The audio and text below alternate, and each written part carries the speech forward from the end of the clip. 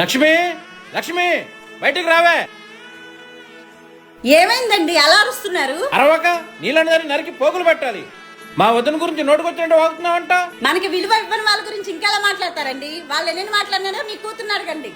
ఏంటమ్మా మీ అమ్మ చెప్పింది నిజమేనా? లేదు నాన్న, అమ్మే వాళ్ళని నోటుకొచ్చినట్లు మాట్లాడింది. ఛీ, ఎన్ని తరాలైనా ఎన్ని యుగాలైనా నీ బుద్ధి మాత్రం పానించుకోవట్లేదు. నోరింది కదా నా మీద అరవడం కాదు. ఆస్తి విషయంలో ఈరోజు తాడపేడ తేలిపోవాల్సిందే, లేదంటే నా బిడ్డను తీసుకుని నా పుట్టింటికి వెళ్ళిపోతా. ఛీ, నువ్వు కడుపు కానున్నావా గడ్డి తిన్నావా నీలాంటి దాన్ని? ఏంట్రా ఇంటి ఆడపిల్ల మీద చేస్తున్నావు? చెయ్యత్తడం కాదన్నయ్య, ఇలాంటి దాన్ని తోలు తీసినా తప్పులేదు. కుటుంబాల మధ్య చిచ్చులు పడుతుంది. అమ్మో అమ్మో, మీరు అందరూ ఒకటైపోయి నన్ను చంపేసి నా కూతుర్ని అనాథం చేసేయండి. నా కూతురుని అనాథం చేయడం ఏంటి పిచ్చిదానా? నాకున్న వ్యసనాలకు నాకు వచ్చిన వాటాను ఎప్పుడూ ఆగం చేస్తా. నీకు గుండె జబ్బు వచ్చి హాస్పిటల్లో ఉంటే నీ వాళ్ళు ఎవరు నీకు సహాయం చేయకపోతే మా అన్న మా వదిన బంగారం అమ్మేసి మరి నీకు నయం చేయించారు జబ్బు. అవన్నీ ఇప్పుడు ఎందుకులేరా? పొద్దున కూడా వాళ్ళు మాట్లాడుకోవడం నేను విన్నానే.